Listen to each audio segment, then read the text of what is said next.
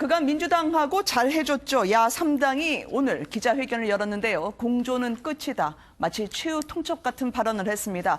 패스트트랙도 잘 도와줬었는데 가슴속에 어떤 서름이 생긴 걸까요? 이야기 함께 들어보시도록 하겠습니다. 심상정 의원, 야당의 정체성을 망각한 채 그저 집권 여당의 용병 정치인을 자처하고 있습니다. 의석수 몇 개와 영혼을 거래하고 여당의 용병 부대를 자처하는 야당 같지 않은 야당입니다. 더불어민주당은 정치개혁특위 심상정 위원장을 교체하라는 자유한국당의 집요한 떼쓰기에 굴복하고 말았습니다. 정치개혁특위 위원장을 더불어민주당이 맡아서 정개특위를 책임있게 정치개혁특위 위원장을 자유한국당에 넘겨준다면 더 이상 야3당의 협조를 구하기는 어려울 것입니다. 공조 파탈으로 이어질 것입니다. 네, 지금부터는 김주영 리얼미터 이사와도 함께 이야기를 하도록 하겠습니다. 어서 오십시오, 이사님. 안녕하세요. 네. 자, 이 3당 안에 있었던 바른미래당의 이준석 의원님 통해서 이야기를 들어볼까 합니다. 왜 그렇게 된 겁니까, 지금? 사실 이제 뭐 정개특위와 사개특위를 각각 제1교섭단체와 2교섭단체가 맡아가지고 이제 먼저 민주당이 고르는 곳 하나 하고 나머지 남는 곳을 한국당이 하기로 합의를 한 것이거든요. 그런데 이제 사실 민주당 입장에서는 문재인 정부의 국정과제 중 하나인 사개특위를 이제 받아가지고 사법개혁을 완수하고 싶은 그런 목적이 있었을 것인데 반대로 정의당 같은 경우에는 눈 뜨고 코 베인 상황이니까 지금 상황에서 당신들이 정개특위를 맡아가지고 자유한국당이 맞는 걸 막아달라라는 이야기를 하는 것이거든요. 사실 지금 정의당 입장에서는 교섭단체가 깨진 것부터 원망해야 됩니다. 실질적으로 민주평화당과 정의당의 교섭단체가 유지되고 있었을 때는 그 몫으로 지금 정개특위 위원장이 심상정 위원장이 된 것이거든요. 근데 이제 뭐 노회찬 의원의 돌아가신 것부터 해가지고 여러 사정 때문에 평화당과의 공조체계가 깨진 이후에 이런 게 발생한 것이기 때문에 만약에 지금이라도 저기 정동영 대표 소개하셨지만은 민주평화당과 그리고 그 정의당 간의 연대 그게 중요하다고 하면은 교섭단체부터 다시 구성하고 오는 것이 어떨까 이런 생각할 정도로 국회 내 운영에 있어가지고는 지금 정의당이 6석의 정의당이 저는 위원장 자리를 요구할 수 있는 관례와 근거가 존재하지 않습니다. 지금. 아, 그렇군요. 지금 화면 보더라도요. 당시에 손학규 대표 목숨까지 내걸고 패스트트랙 그리고 이 정치개혁을 끌어왔다라고 자부하는 것 같은데 무엇보다 정의당 쪽에요. 지금 오늘 발표를 보면 한국당에 정개특위 위원장 내주면 중대결단을 하겠다라고 이야기를 했습니다. 장희찬 평론가님, 이 중대결단이란 뭘까요? 뭐 앞으로 이 정부 여당의 입법에 협조를 하지 않겠다는 것 같고요. 뭐 앞으로 나아가서는 총선에서의 선거연대까지 고려한 발언으로 보여지는데 저는 좀 이해가 안 되는 게 공조하지 않고 연대하지 않았을 때 더 손해보는 정당이 민주당입니까? 정의당입니까?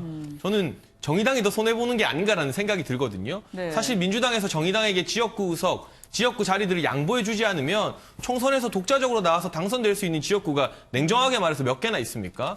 이제까지 정의당이 사실은 민주당 이중대라는 비판을 한국당에게 들어왔습니다. 그런 모습 보일 정도로 독자적인 존재감이 없었기 때문에 오늘의 사태가 저는 촉발된 것이 아닌가 하는 생각이 들고요. 뭔가 정개특위나 이런 특위 위원장 자리를 매개로 해서 정체성이 다른, 이념 지향이 다른 정당이 하나의 틀로 묶이는 것 자체가 그동안 더 문제가 아니었던가. 이제라도 정도를 걸으시면서 정의당의 색깔대로 본인들이 맞다고 생각하는 정책에는 찬성하고 틀렸다고 생각하는 정책에는 반대하는 모습 보이는 게 옳은 것이다. 그리고 지금 교섭단체가 깨진 상태에서 의석수 6석인가요? 이 6석의 정당이 이 정치개혁, 선거법을 다루는 특위의 위원장을 맡는다는 것이 저는 이해가 안 되는 일이라고 생각합니다. 이 부분에 대해서 민주당에게 비판을 가하는 것은 정의당 입장에서 너무 많은 것을 민주당에게 요구하는 게 아닌가 싶어요. 이인영 원내대표가 나름 꽤 많은 양보를 통해서 국회 정상화를 위한 결단을 했고 원내 교섭단체 순서대로 특위를 배분한다는 게 국회의 관행이나 절차상 특별히 하자가 있는 게 아닌데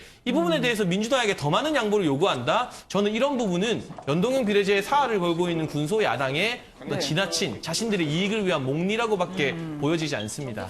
민주당 쪽의 입장도 한번 여쭤봐야 될 것 같아요. 민주당은 이제 사전에 교감이 있었다고 얘기하는데 지금 저렇게 심상정 의원 같은 경우에 의원총회 내내 굳은 표정을 풀질 않았었습니다. 사전 교감이 진짜 있었는데 정의당이 모른 척하는 겁니까? 아니면 서로 일부러 통보하고 교감인 척하는 겁니까? 일단은 대화 중에 언급이 있었던 것으로 알고 있고요. 아무래도 패스트트랙이 상정되면서 330일이라는 한시적 이제 기한이 설정되었기 때문에 여야 사당 협의 정신은 지켜졌다고 봅니다. 네. 다만 이 추경이나 법안들이 워낙 많이 쌓여가는 관계로 대승적인 양보를 민주당이 했고요. 또 국회를 정상화해야 한다는 국민의 명령이 있었습니다. 그렇기 때문에 일단 원내 1, 2당인 민주당과 자유한국당이 국회를 네. 정상화하는 합의를 이뤄낸 거고요. 원내 1, 2당이 정개특위와 사개특위 중에 하나를 선택하는 것은 국회법상 전혀 하자가 없기 때문에 이 부분에 네. 대해서 최대한 좀 양보와 배려를 해주셨으면 좋겠습니다. 아, 그럼 이대로 그냥 가는 거예요? 신 의원님도 그렇게 보십니까? 저는 뭐 여기에서 추가적인 논의가 있을 것 같지는 않습니다. 아무래도 그래요? 이 상황에서 지속적으로 이제 나아가야 될 부분인데 정의당은 토사구팽이라 생각하지 않을까요?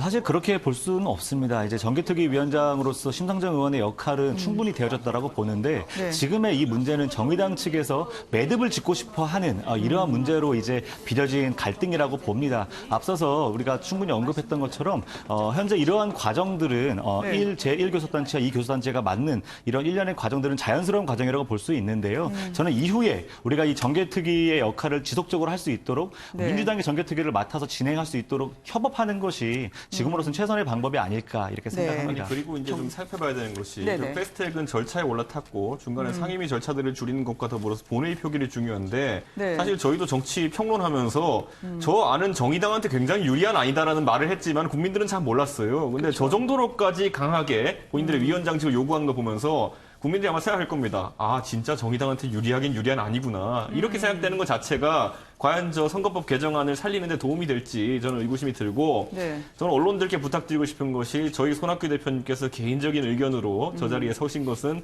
뭐 제가 뭐 따로 제지할 수도 없는 것이고 개인적인 사안이지만은 저희 바른미래당은 우리 영도정 동지 그 오신원 원내대표의 그 네. 입장은 이 사안에 대해 신중하게 접근하겠다는 것이기 때문에 네. 원내 협상에서도 앞으로 저 패스트트랙 관련해서는 최대한 신중하게 임할 겁니다. 바른미래당이 고충이 많군요. 그러니까 장혜사 보면 평론가님 말씀 하나 더 드릴게요. 바른미래당 오신환 원내대표가 합의했는데 손학규 당대표가 반대하는 이야기를 하고 있잖아요. 네. 사실 이게 정상적인 정당의 모습은 좀 아닌 것 같다 이런 이야기를 안 할 수가 없고요. 네. 또 한 가지 지금 많이들 착각하기 쉬운 게 설령 한국당이 정개특위 위원장이 됐다 해서 패스트트랙 원안을 부결시킬 수 있는 게 아닙니다. 180일이 지나가면 무조건 법사위로 올라가고 법사위에서 90일 체류하면 무조건 본회의로 가게 되어 있습니다. 네. 그렇기 때문에 한국당도 나름대로 양보를 했다. 한국당 원안은 패스트트랙 합의에 의해서 무조건 하기로 한다였는데 합의 정신이라는 모호한 말로 받아줬잖아요. 네. 이 말은 합의 정신 어려우면 안 지키고 원한대로 본회의 갈 수도 있다는 뜻이거든요. 한국당도 양보를 했고 더불어민주당도 양보를 했습니다. 원내를 구성하는 제1당과 2당이 양보를 한 상황에서 군소정당의 어떤 목소리 때문에 이 합의를 다시 파기하고 국회를 원래대로의 고육고 상태로 되돌리자는 말인가? 그 부분 민생이 무엇보다 중요하다고 말했던 정의당이나 민주평화당 이런 분들께 질문을 다시 한번 드리고 싶은 상황입니다. 네, 알겠습니다. 자, 이제 다음 소식으로 넘어가 보도록 할까요? 황교안 대표 이야기가 들어와 있습니다. 이제 본격적으로 국회에 들어오긴 했는데 총선 행보를 본격적으로 하는 것 같습니다. 황교안 대표 같은 경우에는요, 지금 김무성 전 대표도 만났고요. 보수에서 중심축이라 할 만한 이 무게감 있는 분들을 속속 만나고 있는 것으로 전해지던데 그게 이유가 뭘까요, 이준석 의원님? 저는 이제 사실 황교안 대표가 지금까지는 공개적인 발언을 통해 가지고 사실 곤란을 많이 겪었습니다. 네. 근데 이건 대중과의 소통인데 이 부분에 있어서는 다소 이제 좀 줄여야겠다는 생각한 것 같고 다만 이제 밥 먹은 거는 네. 밥 먹고 누구 만나는 거는 그 사실만 보도되지 사실 무슨 내용이 오갔는지까지는 그렇죠. 구체적으로 보도가 잘 안 됩니다. 그렇기 때문에 사실 유권자의 상상력을 자극할 수 있는 그런 행동들을 해나가는 것이 네. 대권 주자에게는 굉장히 유의미한 행동들입니다. 실제로 그런 행보들 많이 해왔고요. 그런데 저는 지금 시점에야말로 황교안 대표가 본인이 해야 될 역할을 찾은 것 같다. 아, 그래요? 그렇기 때문에 지금 황교안 대표는 사실 신인 정치인이라는 타이틀을 달고 있기 때문에 지금까지 보수 같은 경우에는 네. 탄핵 찬성파와 탄핵 반대파로 갈려가지고 서로가 서로에 대해서 비난과 지적을 하는 상황들이 많았는데 사실 저분을 빼놓고는 모든 정치인이 탄핵과 찬성 반대에 있어가지고 입장을 네. 낸 사람입니다. 그렇기 때문에 그 역할을 할 수 있는 사람은 황교안 대표밖에 없는 상황인데 그 역할 네. 빼놓고 지금 다 했단 말이에요. 그러니까 지금 이 시점에서 본인의 역할을 찾은 건 다행이나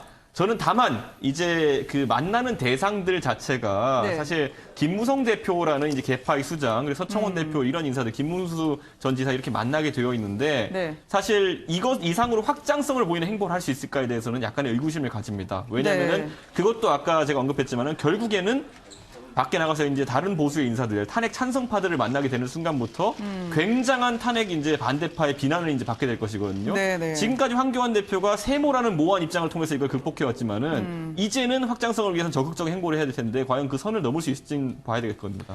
저는 그 부분에서 이제 황교안 대표의 네. 정체성 혼란이 시작될 것이다라고 생각을 해요. 아, 그래요? 뭐냐면 보수 세력 대통합을 위해서 김무성 대표를 또 상징적으로 만났습니다. 그런데 사실상 뭐 이것이 상징적인 역할만 있을 뿐이지 이미 전당대회 때부터 네. 이미 황교안 대표와 김무성 전 대표 간에 어느 정도 교감이 있다라는 건 공공연한 사실 아닙니까? 이제 그러한 과정에서 얼마 전에 어떤 메시지를 했습니까? 박근혜 전 대통령 석방에 대한 메시지를 또 전달을 했어요. 이 당내의 친박과 비박을 아우르겠다라는 의도일 수는 있지만은 네. 사실상 지금부터는 자유한국당 내에 두 개의 세력 간의 정체성 혼란에 본인 스스로가 빠져들어갈 아주 큰 위험에 빠졌다라고 저는 그렇게 보고 있습니다. 네.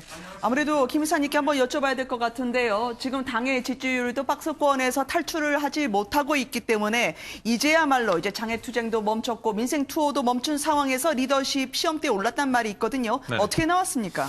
네, 저희 리얼미터 6월 그 차기 대권주자 선호도 조사에서 황교안 대표가 6개월 만에 1위 자리를 이낙연 국무총리에게 내줬습니다. 네. 네, 이낙연 국무총리가 21.2%를 기록했고요. 황교안 대표는 20%를 기록하면서 1.2%포인트 차이로 이낙연 총리가 이제 1위를 했는데요. 네. 황교안 대표를 자세히 보면 227 전당대회 이후 매번 조사에서 1위를 차지했습니다. 근데 줄곧 오름세를 보이다가 그 오름세의 상승폭이 줄어들면서 이제 처음으로 하락하게 됐는데요. 네. 앞으로도 이제 하락할 가능성이 매우 큽니다. 그 원인으로는요.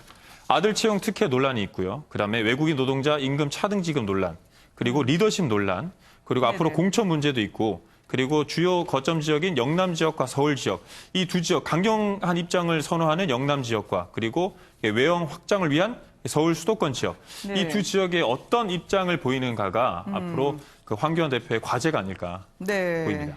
이제 대한정당의 이미지를 보여줘야 되는 본격적인 타이밍이 온 것 같은데요. 지금 지지율 정체에 새로운 공약으로 내섰던 청년 문제와 관련해서 갑자기 일명 부장님 논란이 있었습니다. 그 현장으로 모시도록 하겠습니다.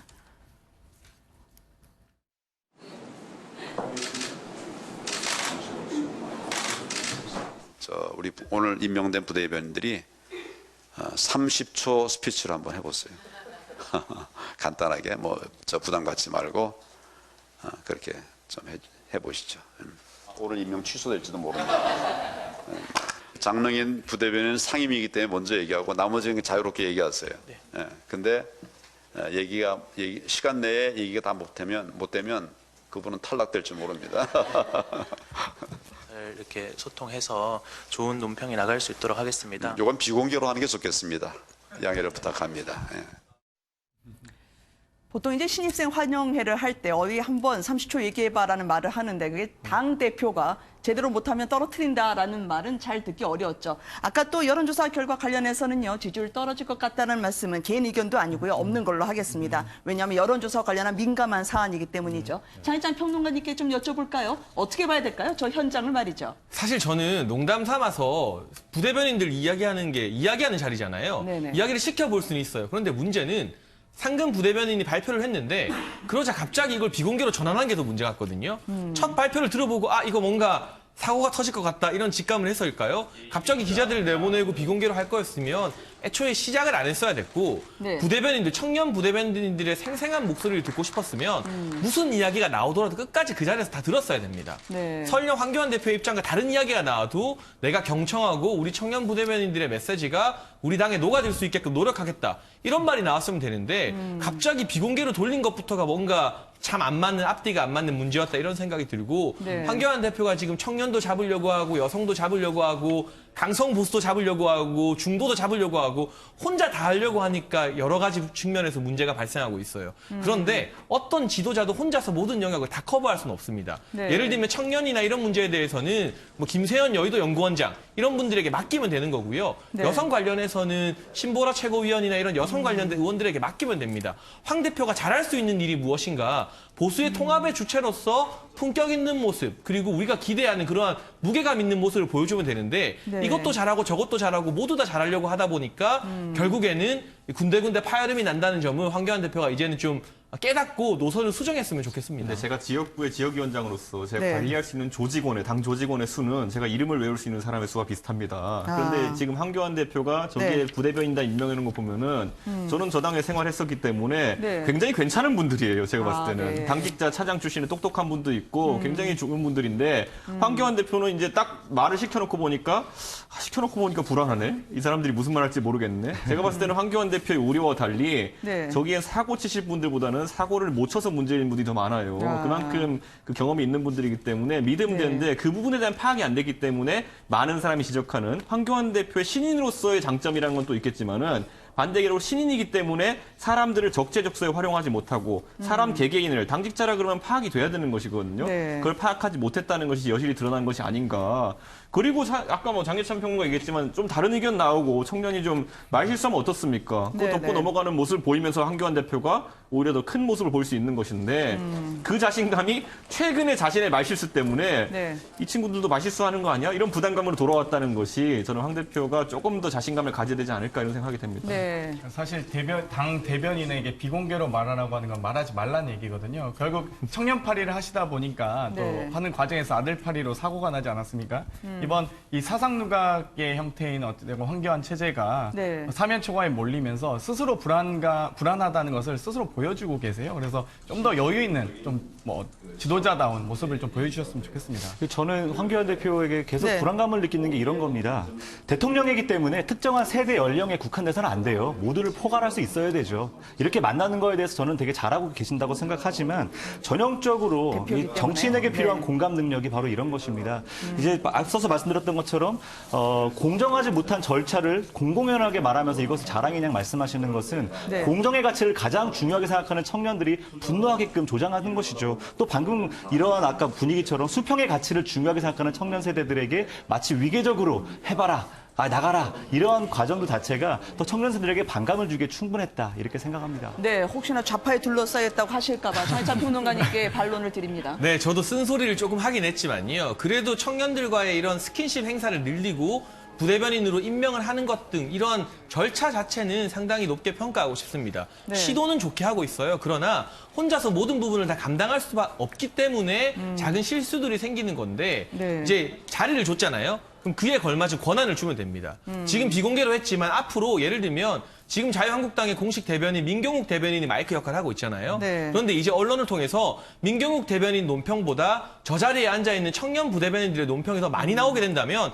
진정성도 인정받을 수 있고 그때 비로소 한국당이 청년을 간판으로만 쓰는 게 아니라 진짜 권한과 책임을 다 주는구나 이런 평가를 받을 수 있거든요. 부디 이러한 시도들이 시도 자체 임명장을 주는 행사에서 끝나지 않고 진짜 권한을 주는 그러한 모습으로 한국당이 청년 선도 정당으로 나아가는 그런 모습을 좀 보여주기를 기대해 보겠습니다. 아니 근데 지금 상금 부대변인하는 저 장등인 씨도 보면은 대변인 하다 강등된 거예요. 그러니까 저게 모양새가 사실 정치권 언저리에 있는 청년들한테는 네. 저게 무슨 의미지? 그러니까 대변인으로 열심히 일했는데 그다음에 강등시켜서 상금 부대변인 준다? 네. 그거 자체 정치 문법에 안 맞는 건데 황교안 대표가 그런 것까지 배려한다면 참 좋은 시도가 될 것 같습니다. 알겠습니다. 5분과 함께했던 청가 소식이었습니다. 고맙습니다.